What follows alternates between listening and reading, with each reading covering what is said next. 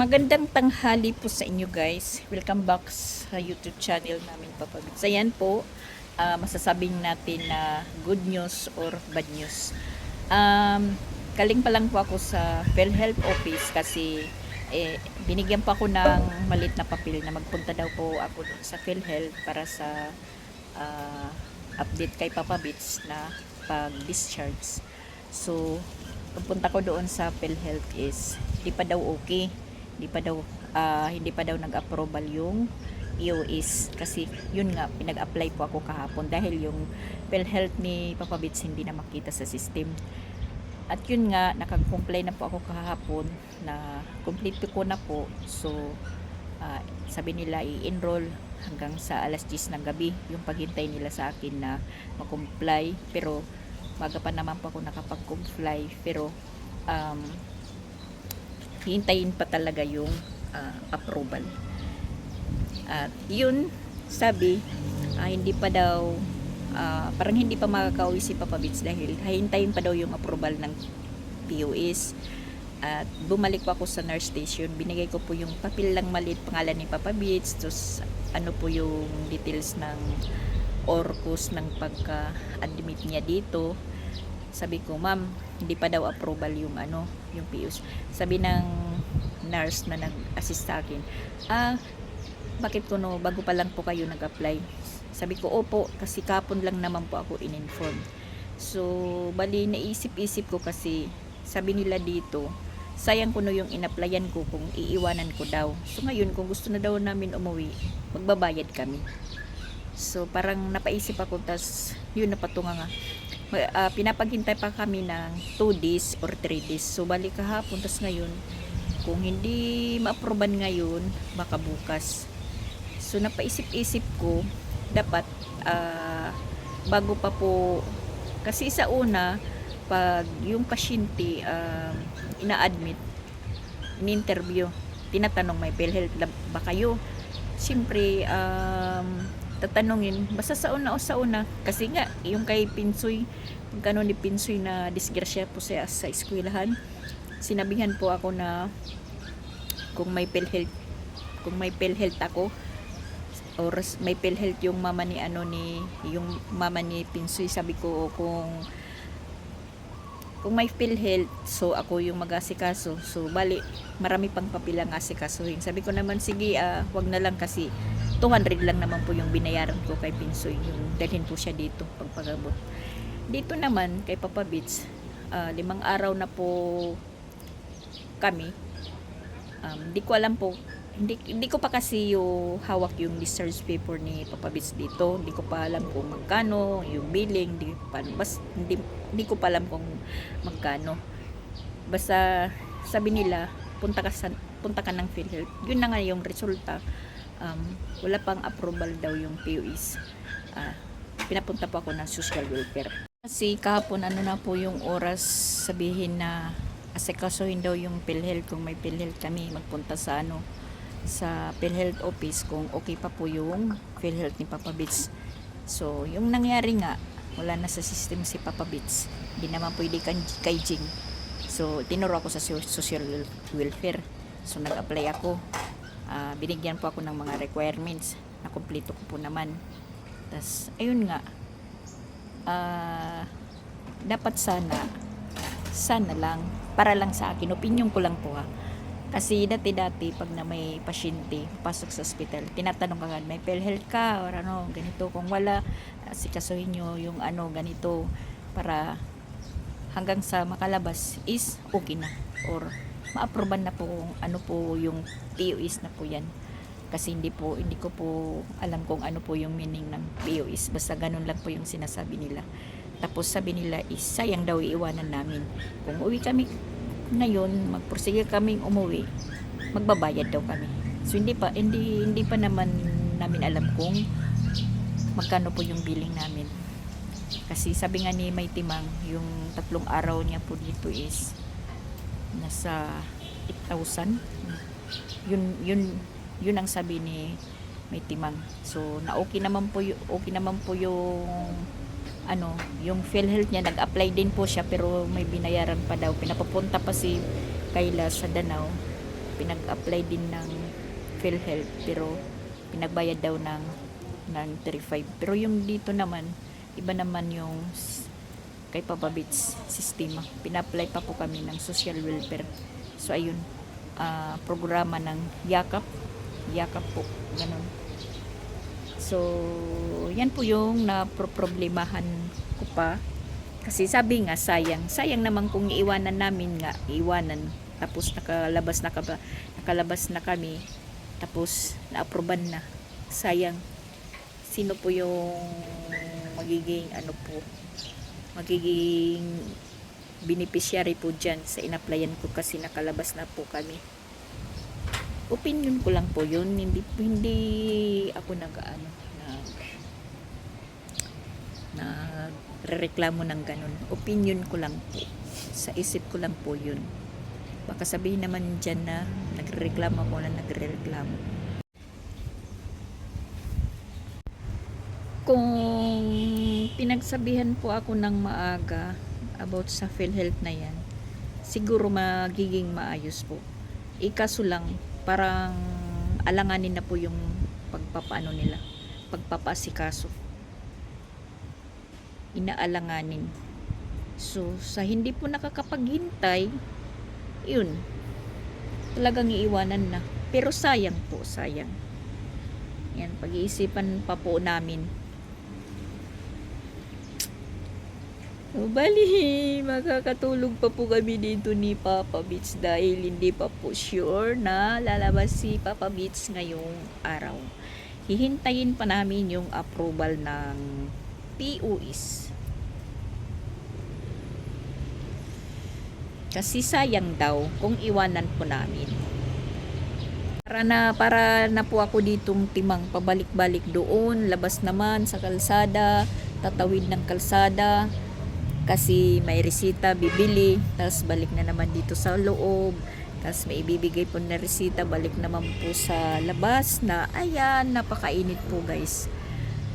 Pagpapasok ko ng ospital, galing ka po sa mainit, pagpasok mo ng ospital, parang madilim po yung paningin mo, na yung pawis ko is nananagos talaga hanggang sa mga binti namin. Binti ko pala. Para po tayong na papas mo nito sa kalakad-lakad. Ang init pa naman.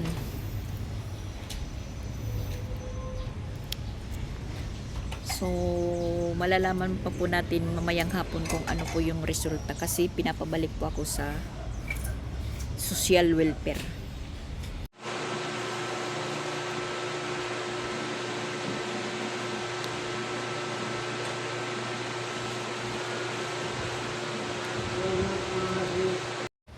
Tingnan nyo guys, dito tayo sa lobby. Ayan. Dito tayo nagtambay, nagpapasignal.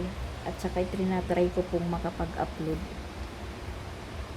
Hindi na talaga yung signal. Ayan, masarap yung hangin. Kasi mano na po sa labas, maalinsangan. Dito tayo sa pintuan nagtambay. Upo. Tingnan nyo. Naghihintay na ma-approve yung PUIs ni Papa Beach. Plus 2:25 na po yung oras. Tingnan nyo, yan. Nasa lobby po tayo. Tapos sa may pintuan banda, kung saan nagtatambay kami dyan sa labas. Malinsangan na kasi. Sobrang init po sa loob. Kahit maraming electric fan, mainit. Plus mainit pa sa labas. Dubli-dubli po. Wala naman po kami ditong aircon, hindi naka-aircon. Kundi yung may aircon lang is doon sa ER.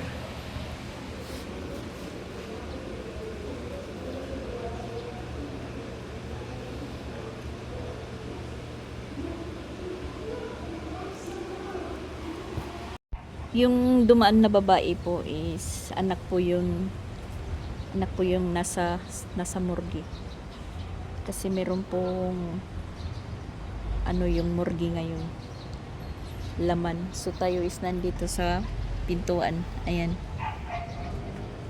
Alas 3 na po ng hapon, wala pa ring resulta sa POS. Iwan ko kung makakauwi kami ngayon ni Papa Beach, pero alam kong hindi talaga. Kasi sabi 2 to 3 days. Aray, naan na din po tayo, nauutal. 2 to 3 days ang paghintay. Kung hindi ngayon, bukas. O baka pa bukas. Yun na nga, sabi ko, late na po yung pagpano nila sa PhilHealth. Sikaso. Pero may gamot pa naman si Papa Beach na ibinibigay kasi bago pa lang po tayo bumili ng reseta niya. Bali 600 lang po ngayon yung reseta. Pero anim lang po na kapsul. 600 yung 6. Sinilip ko muna si Papa Beach. Nakatalikod po siya, nakaharap sa may bintana. Dahil yung kwarto na pinipwestuhan namin is may dalawang pasyente po na pinasok. Bali, na po sila sa loob. Bali, 4 na. So, yung medyo nahihigaan natin na katri, may nagpipwesto na. So, balik na naman po tayo sa upuan. Isang upuan na lang. Nakaganon na lang po tayo mamaya. Dahil kinuha na po yung 3 upuan na ginagamit ko. Or 4, bali 4. Kinuha na yung 3. Isa na lang yung magagamit natin. Kasi po yung nasa morgue, kanina dinala. Ayan po. Dinala po yan kaninang umaga doon sa ER. Tapos, yun. Parang hindi na po na-recover. Makikipagmarites na lang po ako. Kasi po, yung cause ng kanyang, cause ng pagka binawian ng buhay po is nakita na lang po siya sa CR nila ng bahay, pero parang pagkakadinig ko dito sa guard, mag-isa lang po daw sa bahay yung matanda, babae po, parang inatake. Tapos pagkarinig ko, syempre walang kasama, tapos may bumisita na anak. Pagpunta ng bahay, parang tahimik, siyempre pumasok, tas hinanap, nandoon pala sa CR. Inatake po siya. So, nabagok yung ulo. Yun po yung cause ng po niya. Ng pagka matay po. Sabihin na lang po natin. Yun lang po yung pagkarinig ko ng guard kanina. Inatake daw, walang kasama. Kung hindi daw napasyalan ng isang anak sa araw na to, baka pagpasyal nila, maanuhan na lang po na mangangamoy na. Inatake. Yun po yung inaalala ko. Mabuti na lang po si Papa Beach. Yung pagka mild stroke po niya is naramdaman po niya.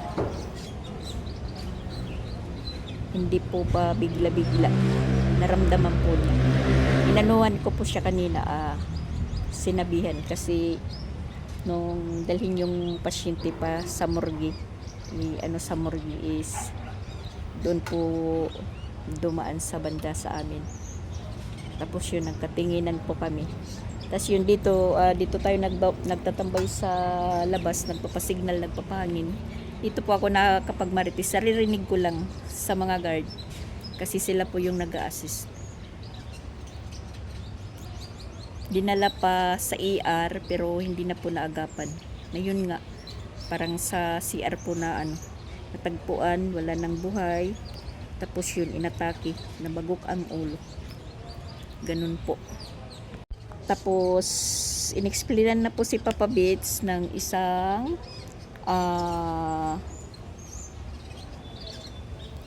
para sa isang ano po, nag-i-explain sa pag-diet, ganun. So, nakikinig lang po ako kung ano ang dapat kainin ni Papa Bits, anong gagawin, ano ang bawal.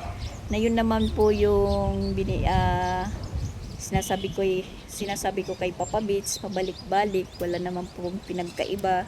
Yung sinasabi ng civilian, sinasabi ng doktor, nurse, kung ano pa man, na yun talaga, sabi ko kay Papa Bits, sumunod ka na. Ngayon, kasi na-try mo na kung paano, ikaw na lang pong bahala. Na ngayon po, nag-antay po ako ng ano po, resulta. Malayo po yung ano, yung isip ko is naglalakbay po, guys. Sa bahay wala na po talagang kaayusan. Aywan ko na lang. At isa pa na nagtatambay po ako dito, guys, nagtratry po akong makapag-upload. So kanina pa ako dito nagtambay mga alas 12. Yung oras po is alas 3:20 na, hindi pa ako nakaka-upload. So ayan, galing na naman po tayo dito sa social welfare. Yan, second floor po. So ganun pa rin, hindi pa rin makita na kung okay na kasi mahina yung internet.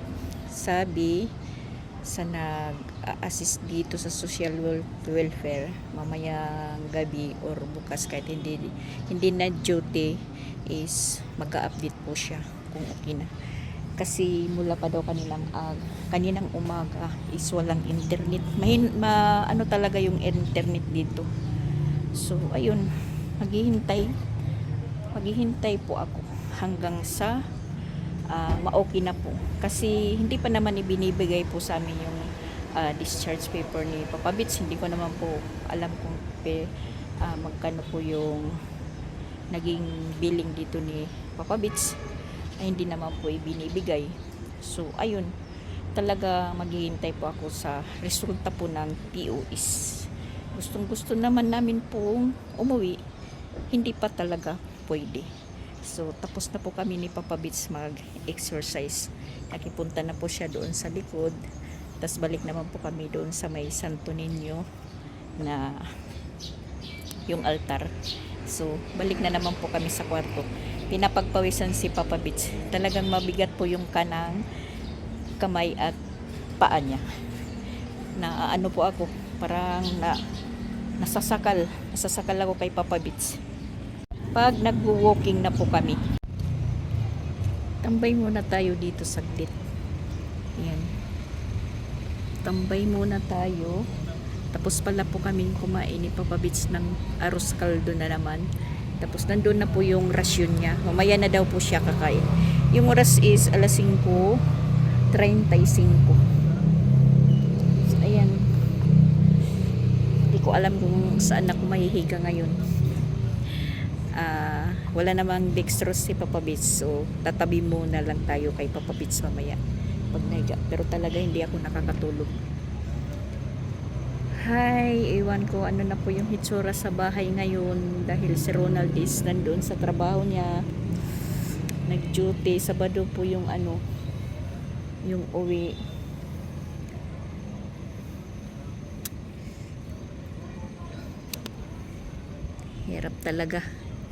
Hirap talaga yung mahirap. Nagpaligo pa naman po siya kanina kasi excited na po siyang umuwi. Kasi sabi naman po ng doktor kahapon, obserbahan po siya, tapos po kasi update ko, pwede ka nang umuwi. So kanina sinabi naman, pwede na siyang umuwi. Ang ano lang, yung POS. Tapos bumili pa kami ng gamot. Meron pa po siyang gamot sa nurse station. At may kano po na nagpa-extra siguro. Ayan. Masasabi ko pong excited po kami kanina sa good news na i-discharge na po si Papa Bits. Yung resulta is medyo bad news. Ay, yes ka. So, ngayon naman guys is lalabas tayo. Hanap tayo ng sabaw, isda. Kasi yung rasyon ni Papa Beats is karne na naman. Talagang stranded yung discharge ni Papa Beats. Rasyon kasi ngayon ni Papa Beats, sitaw, adobong sitaw at saka isang perasong buto ng baboy. Sinabawan. Kasi hindi naman po natutugma yung bawal sa pasyente yung renarasyon. So, ang gagawin natin is maghahanap tayo ng may nagtitinda ng ulam, pero pagkakalam ko ngayon is hapon na is wala na po. Mag-ano-ano po tayo, hanap po tayo yung mayroong tinda, yung pinaka-karinderya, wala na.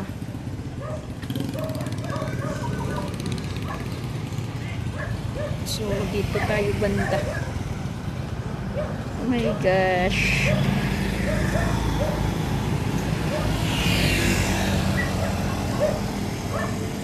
Tapat lang po ng Mia yung hospital. Tapos North Wind.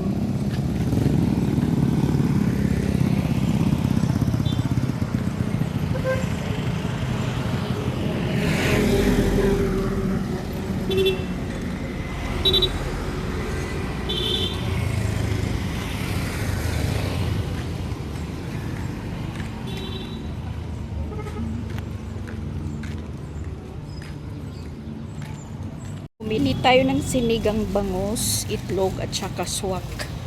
Kasi sabi niya gatas at saka itlog daw yung kakainin niya ngayon. Magda-diet na talaga siya. Kasi napapansin daw niya pag kumakain siya, namamaga yung kabilang kamay po niya. Maninihapon na po kami guys. Ayun. Palihim tayong nagbibidyo. Yung ulam ko yung rasyon ni Papa Beats na buto. Ayan. Tapos yung sa kanya sinigang na bangus.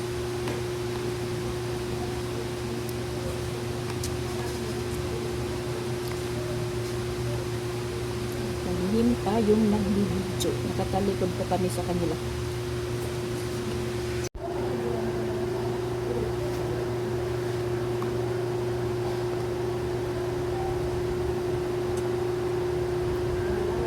Higop sa baw.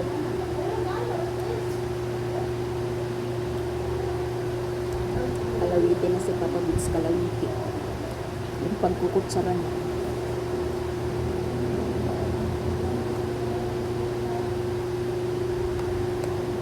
Sayote.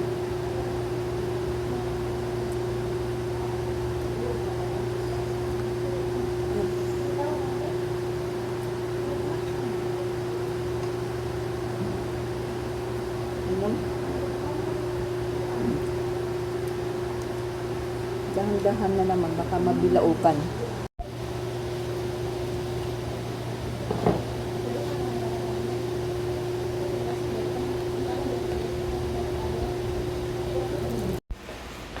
Tapos na po kaming kumain ni Papa Beats. Ayan, lalabas tayo dito sa likod. Ay. Tigas. Lalabas po tayo para maghugas. Kinuha na po yung diyan sa morgue. Nasa likod po tayo, yung iba natatakot. Hindi na yun babangon kasi hindi na nga niya kinaya. Natatakutan pa siya. Tapos ito, may sobra pa po kaming sagmaw. Sabihin na lang natin sagmaw. Lalagay natin dito sa likod kasi may bagong panganak po na aso dito. Maghuhugas tayo.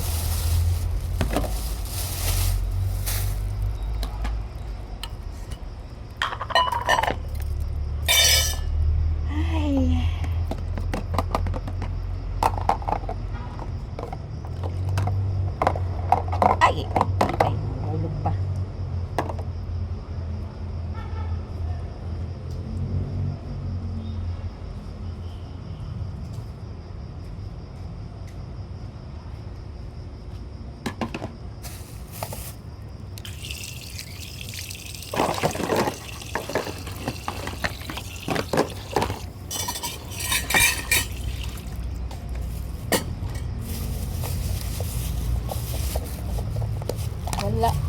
guys, hindi tayo nakauwi.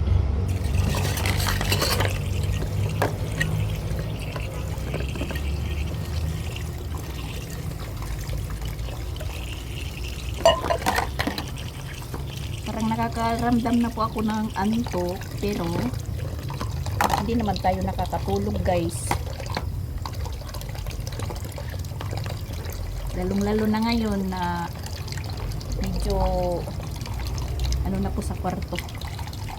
Sa kwarto ni Pawits. Bali, tatlo sila. Yung isa kasi meal ward naman. Merong isang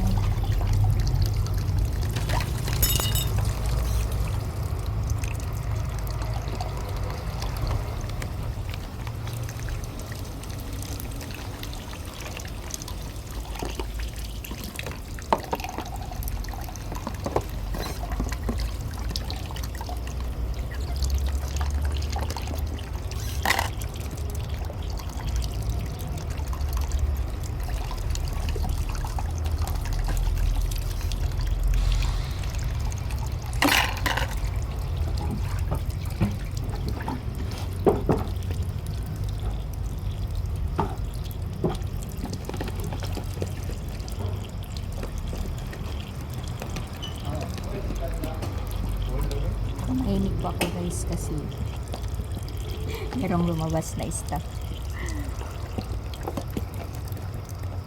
Hindi nila alam na nag-ano ako. May isang babae po na nakahalo, bali inilipat po sa kabila yung pang female ward. So puro lalaki na din sila kapabits.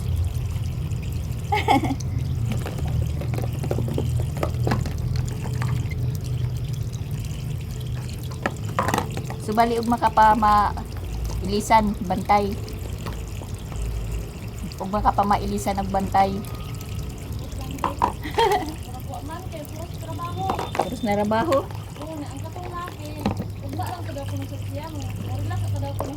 Ang kauban gabi. So ikaw ang uan karon. Ikaw ang full time. Wala pa'y karilibo.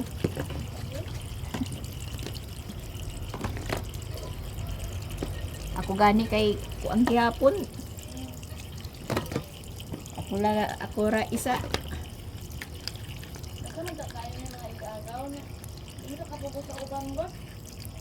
Okay, tungod sa kadaghan way mga bakante.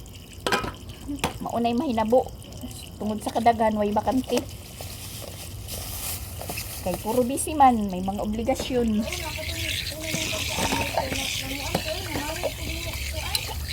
Magbantay na mayad, agoy.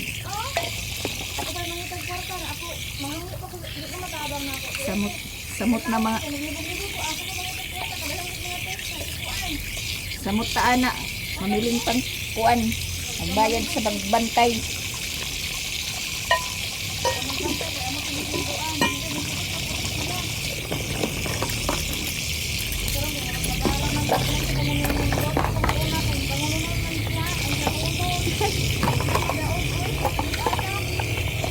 Antos na lang taani agwanta.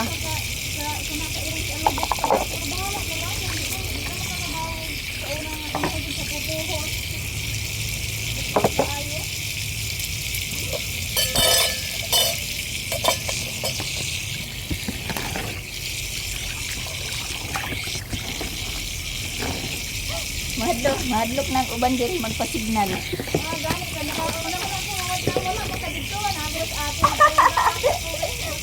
Nadlok sila kay naikon sa morgi. Sus, di na mo bangon na uy kay patay na. Di na mo bangon. Wala na gani siya barog. Hangin lagi, presko. Mabutan man kog diri alas 10 sa gabi pagpa-signal lang. Oo. May mga pamilya man nagtaman sa Tacloban, layo. Ang diha karon ay bilin tulo ko kaapo. Di man na kay kuan pa mga elementary. Tapos narabaho man sad. Una ni tungod ka sa daghan, kay kapuli. Ako kay ako naman ko sa anak eh. Aw isa ka lang ka anak. Aw solo nimo.